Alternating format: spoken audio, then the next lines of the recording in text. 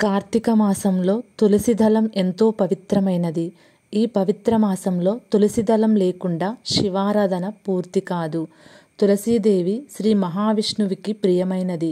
కానీ ఆమె భక్తితో సమర్పించిన తులసి దళం శివునికి కూడా అత్యంత ప్రీతికరం అని శాస్త్రాలలో చెప్పబడినది. తులసి దళమేకేన శంకు చూడామనే ప్రియాం అంటే ఒక్క తులసి దళం సమర్పించిన భక్తి ఉంటే అది శివునికి అత్యంత ప్రీతికరం అవుతుంది.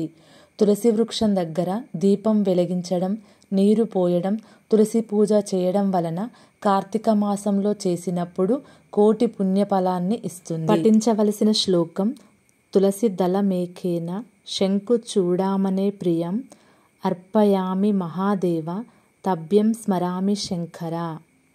ఈ శ్లోకం అర్థం: ఓ మహాదేవా, ఒక్క తులసి దళం సమర్పించిన భక్తితో చేసిన పూజ నీకు అత్యంత ప్రియమైనది.